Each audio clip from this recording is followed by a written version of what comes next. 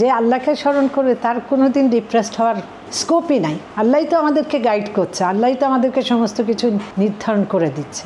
আমার লাইফ ছিল প্রথমে সকালে উঠে ফজরে উঠে নামাজ পড়ে কোরআন শরীফ পড়ে আমার দিন আমি শুরু করতাম। আমার জীবনের সবচেয়ে সুখের দিন আমার আব্বাকে যেদিন আমি একটা শার্ট কিনে দিয়েছি, যে আমার টাকা দিয়ে আব্বাকে খুব একটা বেশি না আড়ঙের একটা শার্ট কিনে দিয়েছি, কিন্তু আমার এত খুশি লেগেছিল ওই দিন যে ওটা আমি কল্পনাও করতে পারি না। তো আমার হাজব্যান্ড বাটা শু কোম্পানির চিফ ইঞ্জিনিয়ার ছিলেন, তো উনি যে বেতন পেত তাদের চলতো, বা শখ মিটাইতে পারতাম না। যেমন কাউকে গিফট দিব, আমি এই সংসার থেকে কোনোভাবেই বাঁচাইতে পারতাম না। তখন ভাবলাম আমি চাকরি করব। চাকরি তো করতে গেলে বাইরে যেতে হবে, বাচ্চাকে রেখে যেতে হবে। দেন আমি তখন উনি বললো যে তুমি তো সেলাই জানো, রান্না অনেক জানো, এইগুলি তুমি প্রাইভেট টিউশনের মতন বাসার টেবিলে বসে করো। যেই বলা সেই কাজ। ততদিন আমার ছেলে স্কুলে যেত, স্কুলের গেটে তখন অনেক মারা থাকতো, তো আমি নিজে হাতে লিখে দিলাম যে আমি সেলাই শিখাইতে চাই। প্রথম তখন আমার বিদ্যা ছিল সিদ্দিকা ম্যাডামের বইটাই যা পড়ে, কিন্তু আমি খুব রান্না করতাম। দেখলাম বেশ কয়েকজন আমার ছাত্রী জুটে গেল। সেই থেকে শুরু 300 টাকা করে নিতাম।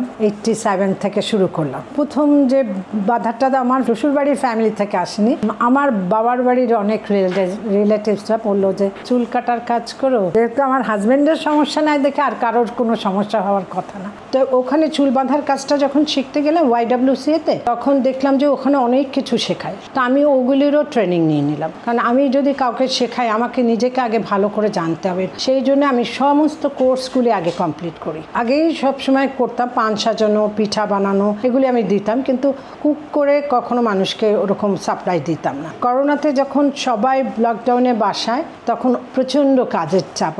আমার বিদেশি যে ছাত্রীরা ছিল ওরা সব ফোন করে করে বলছে আপা আমার আব্বা না খেয়ে আসছে, আমার আম্মারা না খেয়ে আসছে, খাবার পাঠান। তখন বুয়াদেরকেও ঢুকতে দিচ্ছে না। এই বিজনেসটা করে এই রান্না শিখিয়ে আমি আমার নিজের বাসা তৈরি করতে পেরেছি, ফ্ল্যাট কিনতে পেরেছি, বাচ্চাদের হায়ার এডুকেশন দিতে পেরেছি। কারণ আমার হাজব্যান্ড 2007-তে হঠাৎ করে স্ট্রোক করে, 2006 স্ট্রোক করে উনি একদম ফুললি বেড রেডেন হয়ে যায়। মাঝখানে আমি সিঙ্গাপুরে ট্রেনিংয়ে গিয়েছি, ওখান থেকে একটা জিনিস শিখে আসছি, কিভাবে চালাতে হয় বিজনেস, কিভাবে প্রোডাক্ট প্রমোশন করতে হয়, এই সমস্ত কিছু ওদের কাছ থেকে শিখে এসেছি। আসলে আমি আমার লাইফের প্রত্যেকটা পদে পদে আমি স্যাটিসফাইড। ফ্যামিলির থেকে বলো, আমার কাজের থেকে, এভরি জায়গায় আমি স্যাটিসফাইড। আমি কখনো মানুষকে ঠকাই না। আর আমি যেটা না পারি সেটার সাথে সাথে বলে দিই যে আমি এটা পারবো, বা এই জ্ঞানটা আমার নাই। জীবন এত যুদ্ধ করে চলছে, মন খারাপ হতে আর কখন যে হয়েছে টের পাই নাই। আমি নিজে সমস্ত কাজ করতাম, নিজে হাতে সব কাজ করতাম। পেঁয়াজটাও আমি নিজে কেটে রান্না করতাম, মানে ওটাও আমার কারোর পছন্দ না।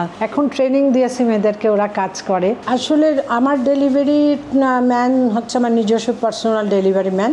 প্রথম বুঝি নাই, কাপা খাবার পাঠান, এত ট্রাস্ট আমার উপর তাদের। খাবার পাঠিয়ে দিচ্ছে, আমি এক্ষুনি বিকাশ করছি, বিকাশ করেনি, টাকা পাই নাই, খাবার রেখে দিচ্ছে। 2012 থেকে যখন থেকে ফোন শুরু হয়েছে তখন থেকে আমরা ওভার টেলিফোনেই অর্ডারটা নিই। বিগত 35 বছর ধরেই খাবারের ডেলিভারি করছি, কিন্তু অনলাইন যখন আসছে তখন মানুষ এমন ট্রাস্ট তৈরি হয়েছে তাদের প্রতি আমার, যে ঠিক আছে একটা টেলিফোনই যথেষ্ট। অনেক সময় টেলিফোনে অর্ডার করে দিয়ে দিলাম, লোক পাঠালো, নিয়ে গেল, কিন্তু বলেই যে বিকাশ করছি, তখন আর বিকাশ করে না। এরকম আমি অনেক 2-3বার ফেস করেছি।